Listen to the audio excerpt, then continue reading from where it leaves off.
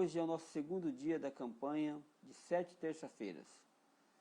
Nós já falamos na terça-feira passada nós falamos no capítulo 1 de Efésios 1, 2, versículos 1, 2 e 3.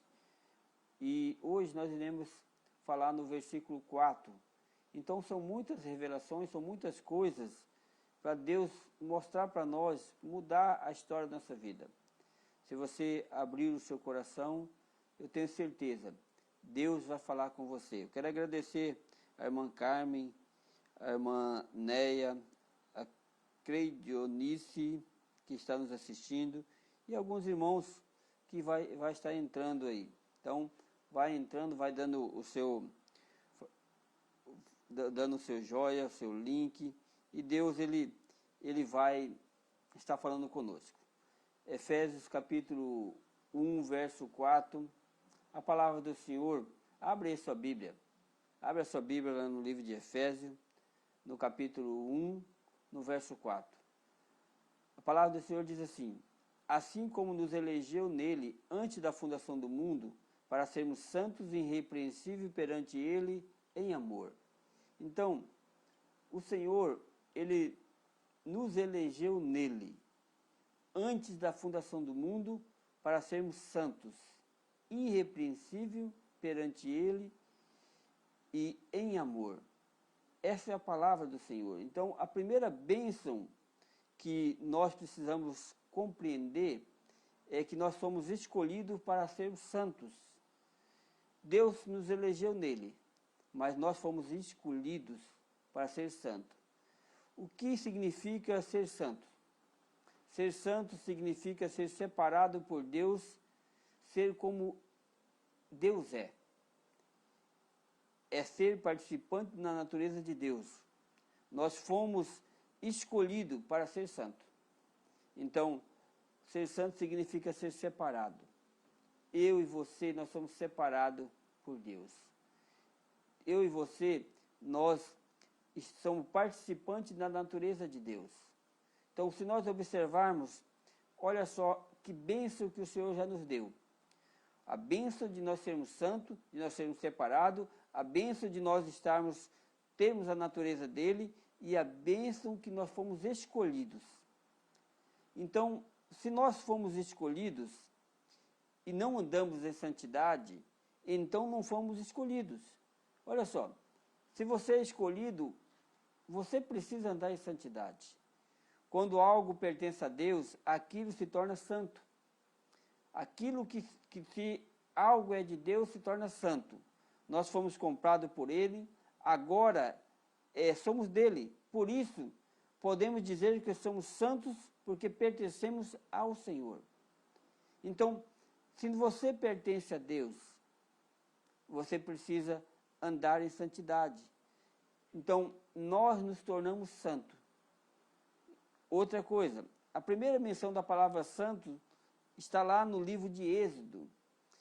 Quando Deus aparece para Moisés na sarça ardente, Moisés ele se aproxima daquela sarça ardente, vê aquele fogo, e aí o Senhor fala assim: Moisés, não te chegue para cá, tire a sandália dos pés, porque o lugar em que estás é terra santa.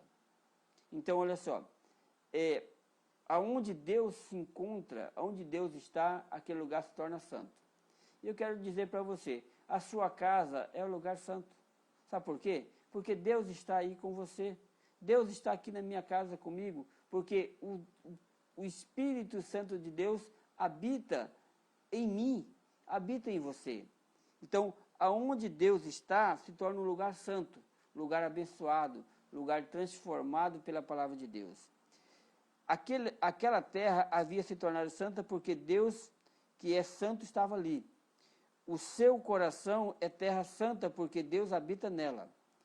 Ser santo é ser participante da natureza de Deus. Somente Deus é santo e quando Ele está em um lugar, aquele lugar se torna santo. A Bíblia diz que fomos regenerados pelo Espírito Santo. Isso significa que quando Ele passa a habitar em nós, somos santos e quando somos revestidos dele, somos mais santos ainda. Então, quando Deus ele passa a habitar em nós, através do Espírito Santo, nós nos tornamos santíssimos. Por quê? Porque através do Espírito Santo, nós somos escolhidos, nós somos transformados pela palavra de Deus. A justificação e a santidade. Você não pode ser mais justificado do que já é, pois a sua justiça é Cristo. Muitas pessoas tentam se justificar de muitas coisas, mas nós não podemos ser mais justos ou menos justos, porque Cristo é que é a nossa justiça. Se Cristo é a nossa justiça, então não tem como nós ser mais justos ou não. Mas em relação à santidade é diferente. Por quê? Depende de cada um de nós. A justificação, o Senhor já se justificou e santificou por nós. Agora, a santidade depende de cada um de nós.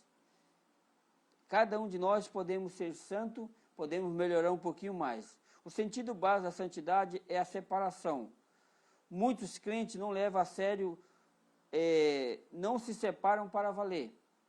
Alguns crentes, eles devem buscar a santidade, que quer dizer, você é separado para ser santo, buscar em Deus, mas acaba, não leva em conta isso.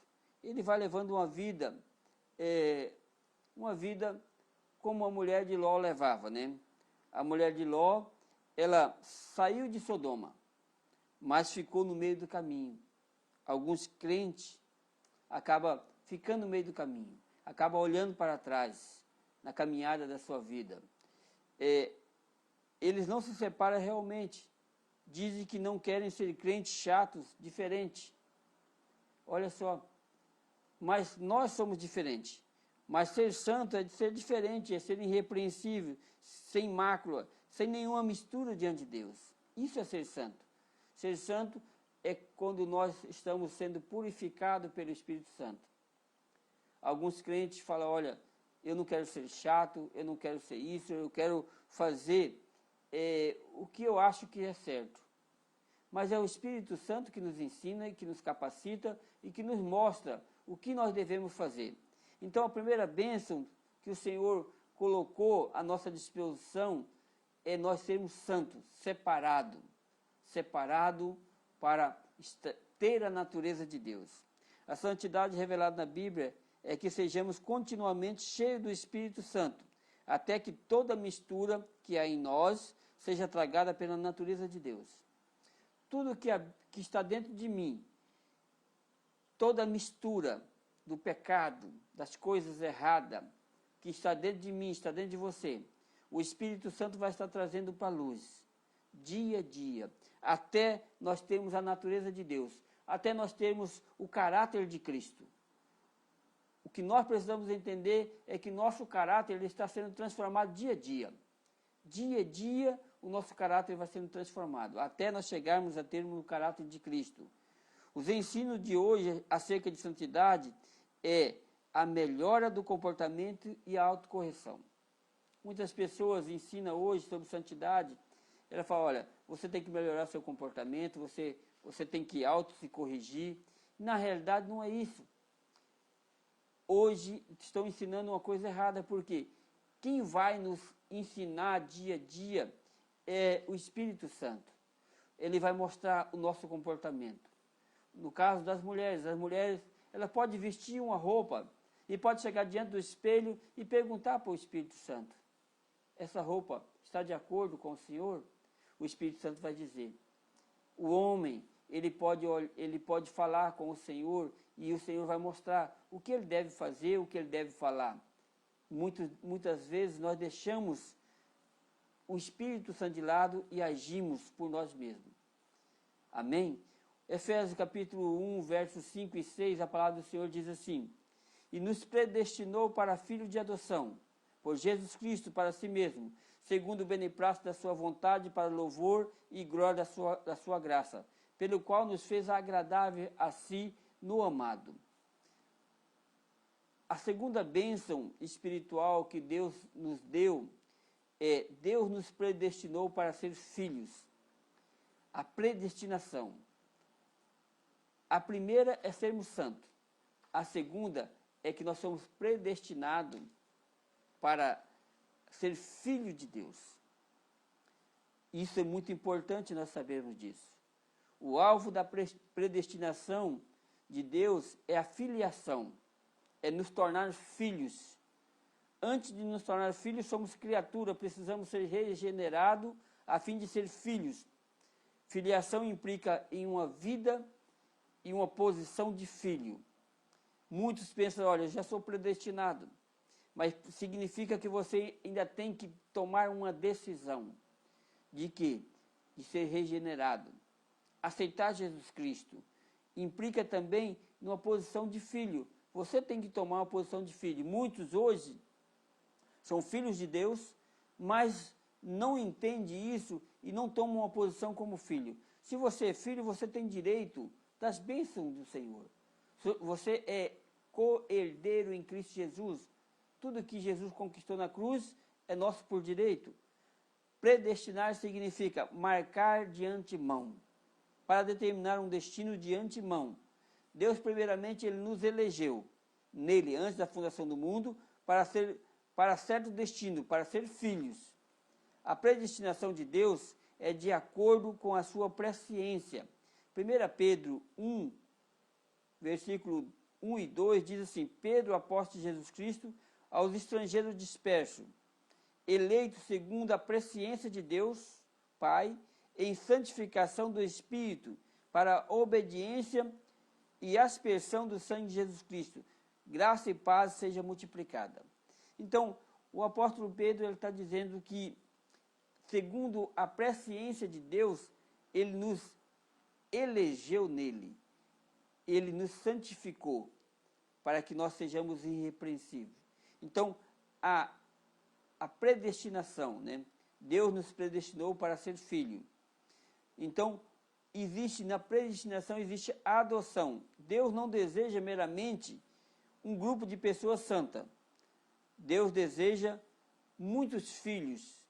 Então, Ele não quer só que você seja santo, mas Ele quer que você seja filho. Nascemos humanos, mas Deus deseja que sejamos divinos. O coração de Deus é que nós sejamos igual a Ele. Nós tenhamos a mesma natureza dEle.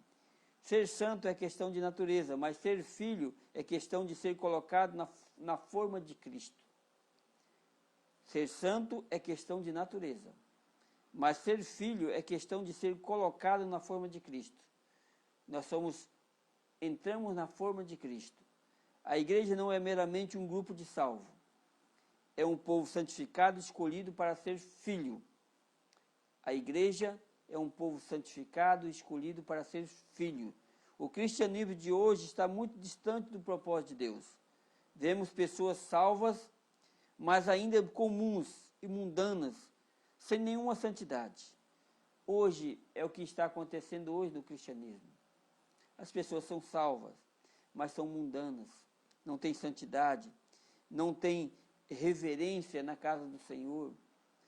Muitas das vezes estão deixando de cultuar o Senhor. Embora tenham sido lavadas pelo sangue de Jesus e regeneradas pelo Espírito Santo, ainda são mundanos e comuns. São iguais seus vizinhos, amigos e parentes. Contudo, dizem que são igreja de Cristo. Que vergonha para Deus. Então, se nós somos separados para ser santo, então quer dizer, você é separado, você tem que viver uma vida diferente. E agora nós somos predestinados para quê? Para ser filhos. Se nós somos filhos de Deus, os filhos de Deus são diferentes. Os filhos de Deus não vivem nas trevas, não vivem no meio das trevas. Os filhos de Deus, ele caminha cada dia mais, buscando santidade, buscando ser diferente e não ser igual ao mundo. Muitas igrejas vivem hoje de eventos, de entretenimento, mas esqueceram da palavra. Ser filho é ter o espírito do Filho de Deus. Quando nascemos de novo, passamos a ter o espírito do Filho de Deus em nós. Romanos 8,15 diz assim: porque não recebeste o espírito de escravidão para outra vez estardes em temor, mas recebeste o espírito de adoção de filho, pelo qual clamamos Abba Pai. Então, ser filho é ter a vida e a natureza do Filho de Deus. Então, nós estamos num processo ainda de ter a natureza de Jesus Cristo, ter o caráter de Cristo, dia a dia. Nós temos duas vidas habitando dentro de nós. A primeira vida é a vida natural, que nós herdamos dos nossos pais. A segunda é a natureza espiritual que nascemos de Deus.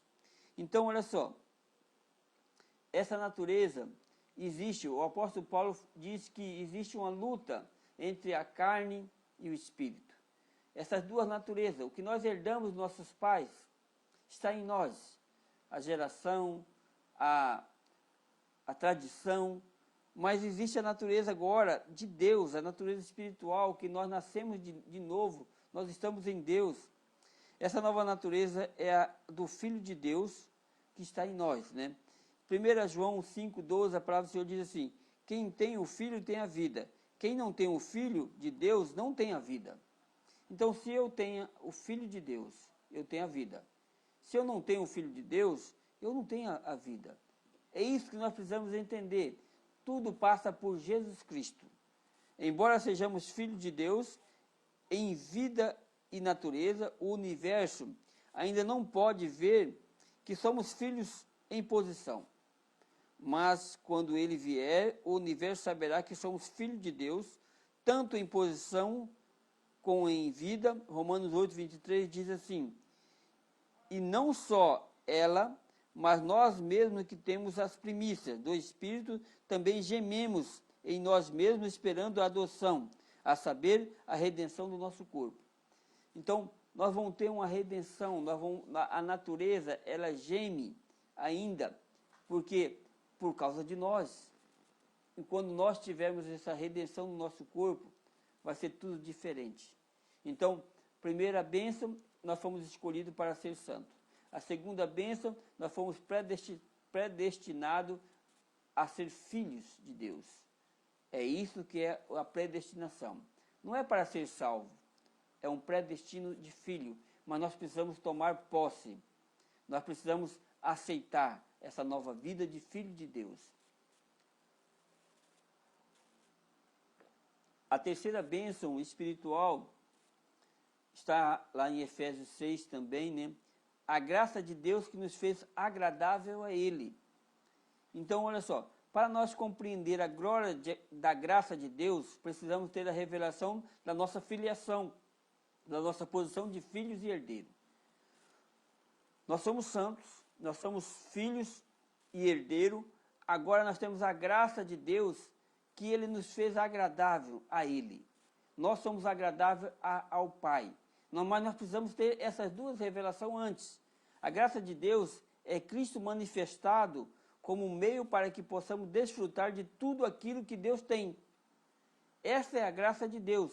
É Cristo manifestado como um meio para que nós possamos desfrutar de tudo o que Deus tem. João 1,16, a palavra do Senhor diz assim: e todos nós recebemos também da sua plenitude, com graça sobre graça, porque a lei foi dada por Moisés, e a graça e a verdade vieram por Jesus Cristo. Então, olha só, a graça sobre graça. A lei foi dada por Moisés, mas a graça veio através de quem? De Cristo. Então, o homem ele foi criado à imagem de Deus. Ele tinha a sua glória. Todavia, quando ele pecou, ele perdeu a sua glória. Romanos 3:23 diz que todos pecaram e destituídos da glória de Deus estão. Hoje a verdadeira imagem de Deus é Cristo. Hoje não é mais o homem, é a imagem de Deus, porque o homem pecou. Então veio Cristo, hoje Cristo é a imagem do Deus vivo. Ele é a sua exata expressão.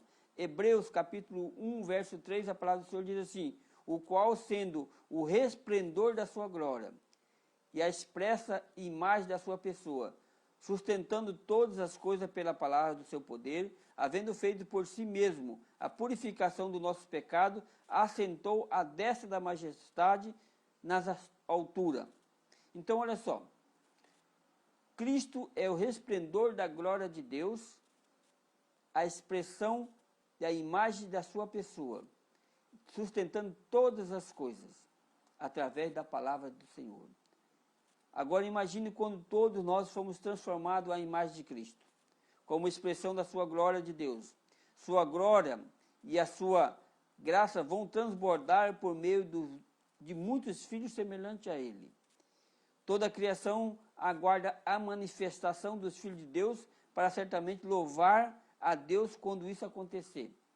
Toda a manifestação, toda a glória, todos os anjos, toda a natureza aguarda a manifestação dos filhos de Deus. Então, isso depende de nós. Depende de nós sermos cheios do Espírito Santo. De nós fazermos a obra que o Senhor determinou para nós aqui na terra. Muitos de nós não compreendemos, e aí o que acontece? Nós não fazemos a obra, mas a natureza clama para que isso aconteça, para que haja o transbordamento dessa graça de nós. A graça de Deus transformou pecadores em filhos. Então, olha só, Deus não quer somente filhos salvos. Deus não quer somente pecadores salvos. Deus quer filhos. Essa é a suprema expressão da graça e o amor de Deus que nem mesmo os anjos não conseguem entender. Romanos 8,19, a palavra do Senhor diz assim: porque a ardente expectação da criatura espera a manifestação dos filhos de Deus. Apocalipse 5,13 diz assim: e ouvi a toda criatura que está no céu, e na terra, e debaixo da terra, e que está no mar, e todas as coisas que neles há, dizer, ao que está sentado sobre o trono e ao Cordeiro sejam dadas ações de graça e honra e glória e poder para todo sempre. A palavra do Senhor,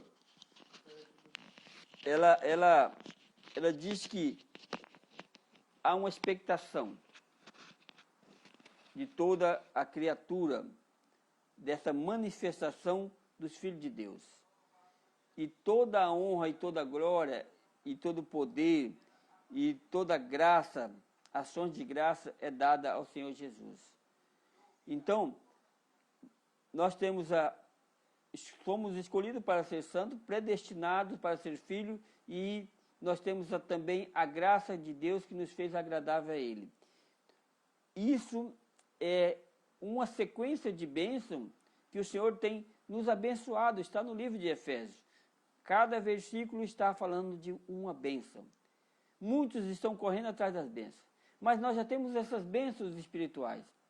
Se nós temos Cristo, se nós temos o Espírito Santo, se nós temos a bênção da salvação, nós estamos... por que nós precisamos ficar correndo atrás das bênçãos? A quarta bênção é redenção no Filho. Efésios capítulo 1, do 7, versículos 7 e 8. A palavra do Senhor diz assim: em quem temos a redenção pelo seu sangue, a remissão das ofensas, segundo as riquezas da sua graça.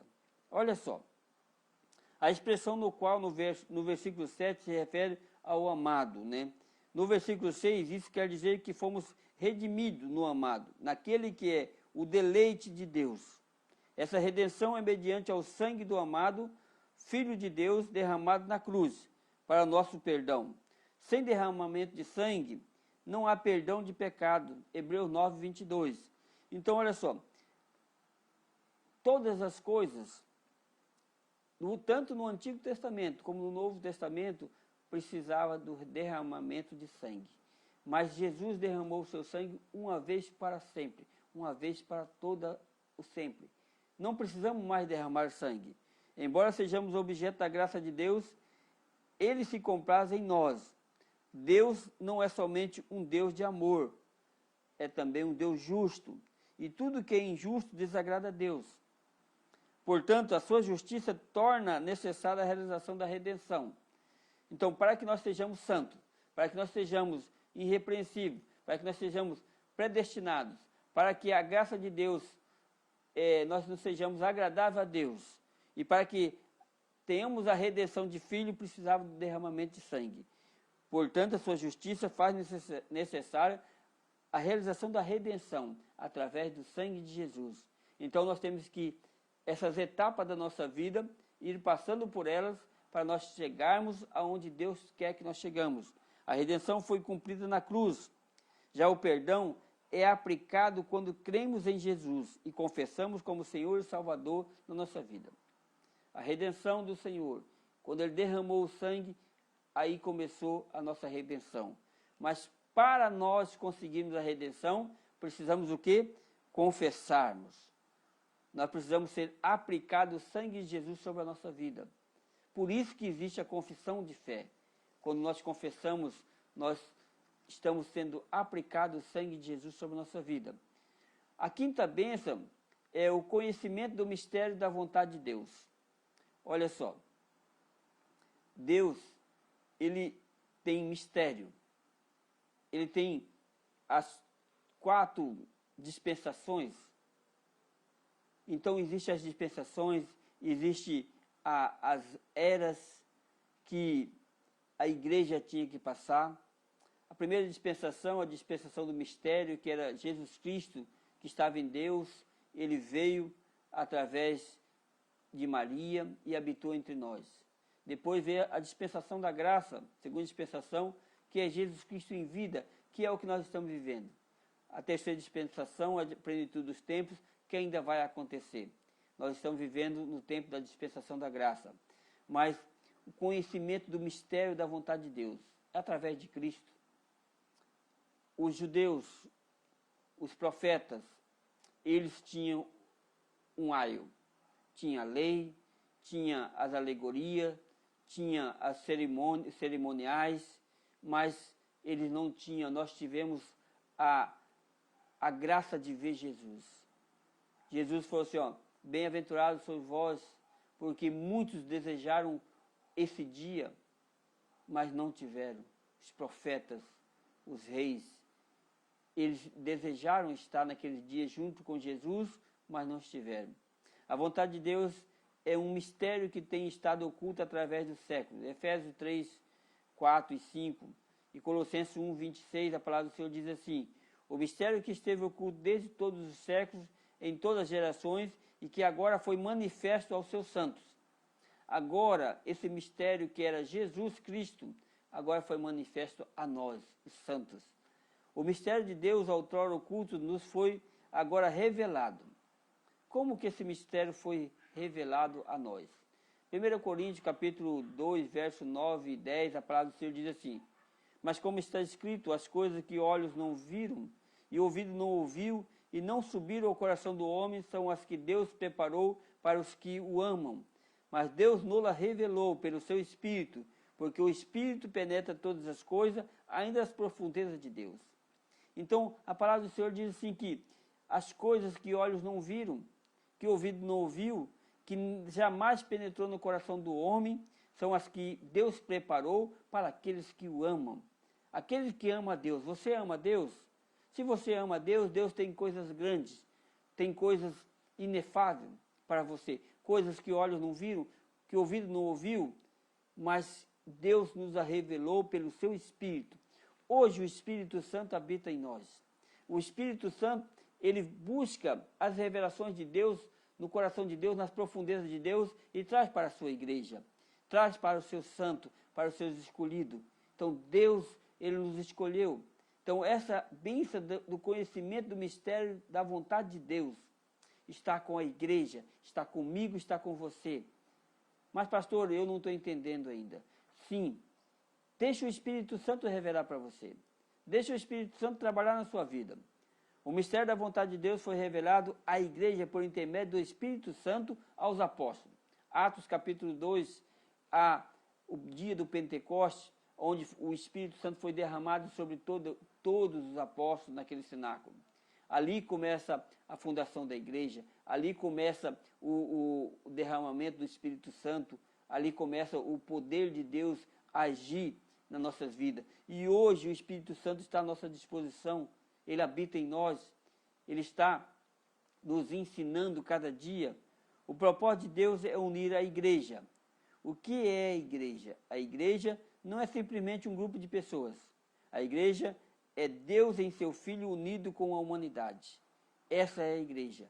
É Deus em seu Filho, Jesus Cristo, unido com a humanidade, unido conosco, por cada um dos salvos. Creio que a igreja será unida a Deus e se tornará a própria expressão de Deus, eternamente. Vai chegar o tempo que vai haver o arrebatamento da igreja do Senhor, dos eleitos, dos escolhidos, aqueles que são santificados, aqueles que consagrados ao Senhor. Deus vai arrebatar a sua igreja. E essa igreja, ela vai se tornar a expressão de Deus eternamente. A igreja do Senhor é o ponto central do propósito de Deus nessa terra. Você e eu, nós somos a igreja do Senhor. Nós somos o ponto central do propósito de Deus nessa terra. A palavra do Senhor diz que por causa da igreja, o iníquo não se manifestou e nós retemos ele ainda, por causa da igreja, por causa da oração.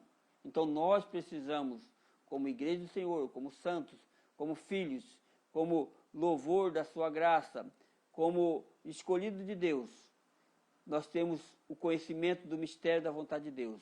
Nós precisamos orar, precisamos buscar o Senhor e pedir a revelação do Espírito Santo. A sexta bênção são todas as coisas encabeçadas por Cristo Jesus.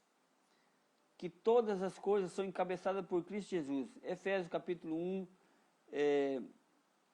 versículo 11. De tornar a convergir, a congregar em Cristo todas as coisas, na dispensação da plenitude dos tempos, tanto as que estão nos céus como as que estão na terra. Nele digo, em que também fomos feito herança, havendo sido predestinado conforme o propósito daquele que faz todas as coisas segundo o conselho da sua vontade. A sexta bênção é todas as coisas encabeçadas por Cristo. Deus fez Cristo o cabeça sobre todas as coisas. Efésios 1, 22. Deus primeiramente encabeça os seus escolhidos. Ele fez com que a graça abundasse em nós, em toda sabedoria e prudência, para encabeçar todas as coisas em Cristo, por meio da igreja. Todas as coisas serão encabeçadas em Cristo, por meio da igreja. Se nós entendermos esse versículo, nós vamos ver que é o seguinte: vai chegar o tempo da plenitude dos tempos, de todas as coisas convergirem em Cristo, mas depende da igreja, depende de nós. Nós somos a igreja, todas as coisas vão estar convergindo em Cristo, mas a igreja tem um papel fundamental. Por isso Jesus orou, no João capítulo 17, a oração sacerdotal, ele diz assim: Pai, não tira eles da terra, porque ainda tem um propósito nessa vida. Eu me santifiquei por eles. Então, quer dizer, Jesus já se santificou por nós. Agora é por nossa conta. Agora nós temos algo para nós fazermos. Algo para nós continuarmos fazendo nessa terra. Através do cumprimento das 7 dispensações de Deus, em todas as eras, todas as coisas serão encabeçadas em Cristo no novo céu e na nova terra. Então, olha só, Efésios capítulo 1, verso 22 e 23, a palavra do Senhor diz assim: E sujeitou todas as coisas a seus pés, e sobre todas as coisas constituiu como cabeça da igreja, que é o seu corpo, a plenitude daquele que cumpre tudo em todos.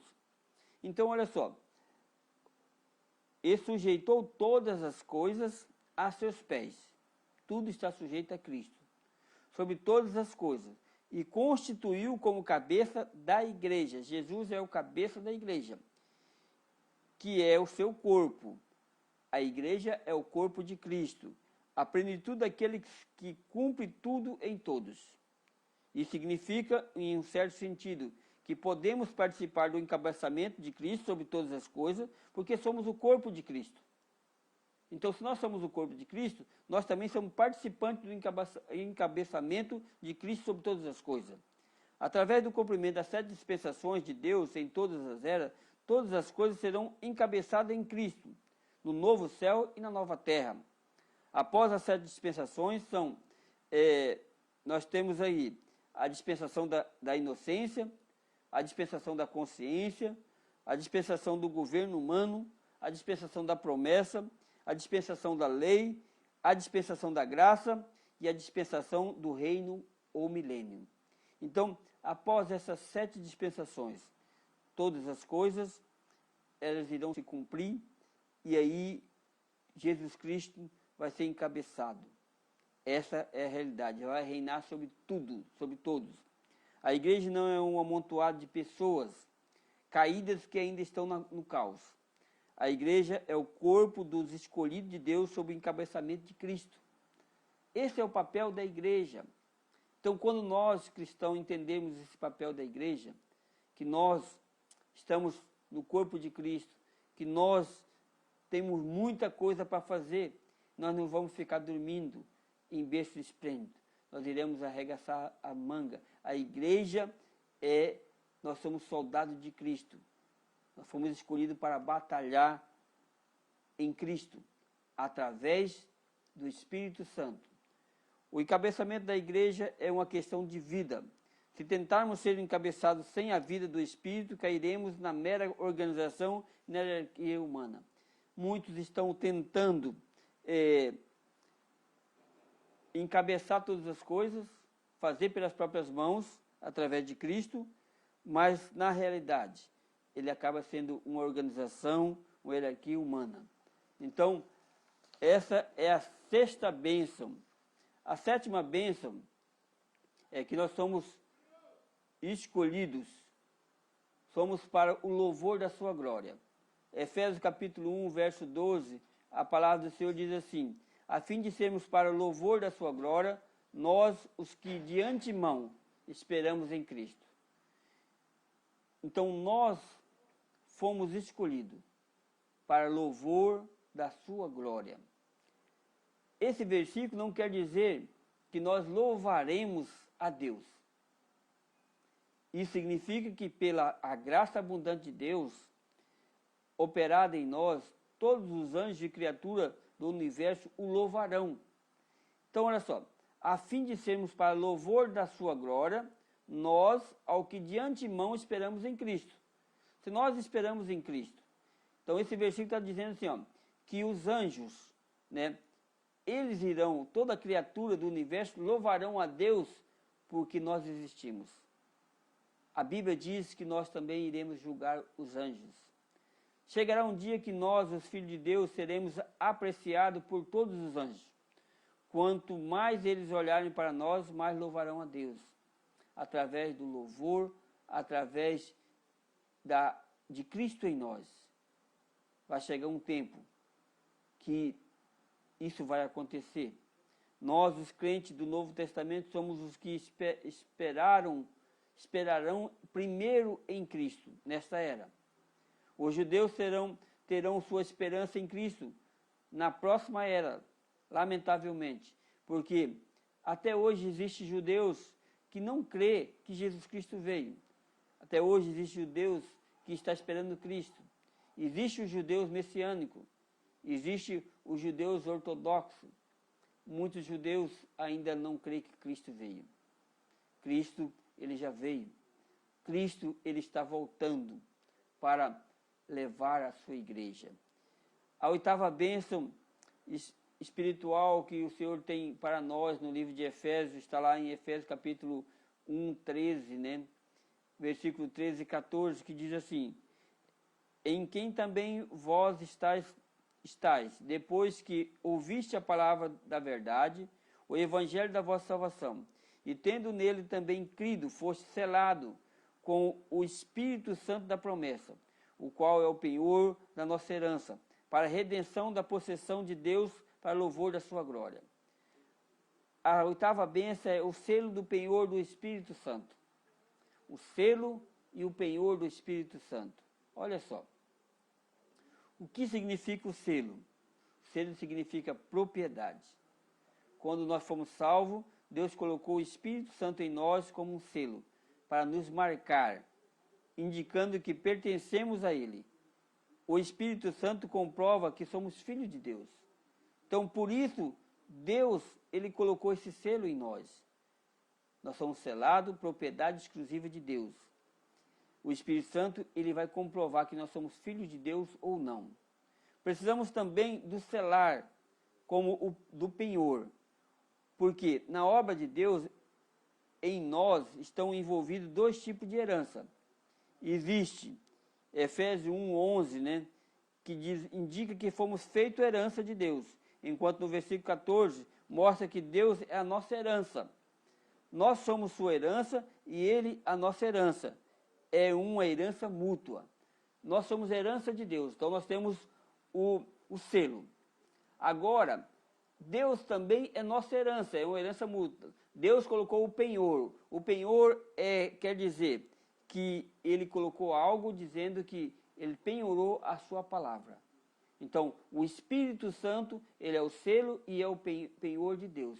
Quando nós chegarmos no céu, nós temos o selo que é o Espírito Santo. E nós temos o penhor, que nós também recebemos a herança mútua de Deus. Isso é o significado do selo e do penhor. O selar significa que somos dele. O penhor é a garantia que ele é a nossa herança. O penhor também é um sinal que significa boa fé. Usar a nossa fé, a boa fé. O versículo 14 termina com as palavras, para louvor da sua glória. Essa é a terceira vez que esta frase é mencionada. Ela é usada 3 vezes porque a Trindade está envolvida na bênção de Deus. Nós conseguimos terminar o capítulo 1 até o versículo 14, do livro de Efésios. Nós iremos dar continuidade na próxima ministração.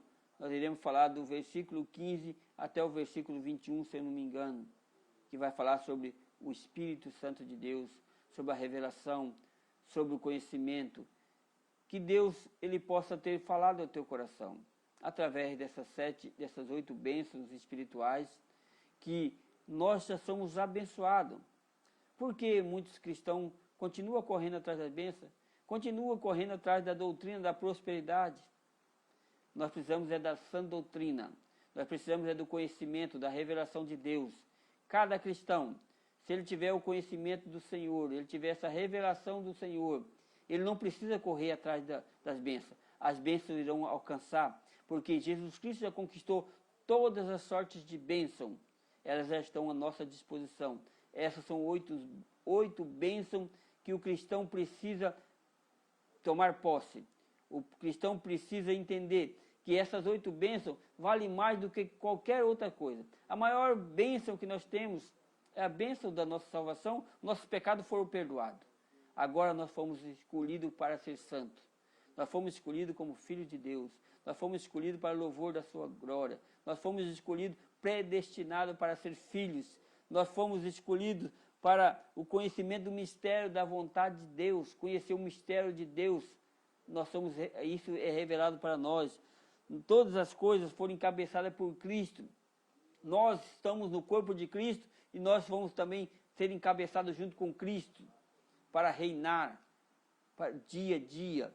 Nós somos para louvor e glória do Senhor. E nós temos o selo, o penhor do Espírito Santo em nós. Que Deus abençoe a sua vida, abençoe a sua família, abençoe as obras das suas mãos. Feche os teus olhos aonde você está, que Deus possa ter falado no teu coração. Vamos orar ao Senhor, vamos agradecer a Deus por esta palavra, agradecer a Deus por cada dia da nossa vida nessa terra. Senhor, em nome de Jesus, ó Pai, eu te louvo, Senhor, por tudo que o Senhor é na minha vida, por tudo que o Senhor é na igreja, por tudo que o Senhor tem feito nas nossas vidas, Pai. Obrigado, Senhor, pela tua palavra. Obrigado, Senhor, pela revelação, Senhor, do segredo do reino, Pai. Obrigado, Senhor, por essas 8 bênçãos espirituais que o Senhor revelou, Senhor, ao nosso coração. Revelou, Senhor, à tua igreja. Revelou, Senhor, a cada irmão, a cada um que está nos assistindo e aqueles que ainda vão nos assistir, Pai. Abençoa, Senhor, essas vidas. Derrama, Senhor, o segredo do reino sobre cada um deles, ó Pai. Que o espírito de revelação, o espírito de conhecimento, o espírito de sabedoria e o espírito de temor do Senhor esteja, Senhor, com a tua igreja, pelo poder do nome de Jesus Cristo. E eu declaro, Pai, sobre a vida, Senhor, da tua igreja, a revelação, o amor, a graça, a misericórdia e a comunhão do teu Santo Espírito. Como a árvore plantada à beira do ribeiro, que dá seu fruto na estação certa, e suas folhas nunca murcham, Pai. Eu declaro na vida de cada cristão, Senhor, que eles são árvore frutífera, que eles são homens e mulheres abençoado pelo Senhor, pelo poder do nome de Jesus Cristo.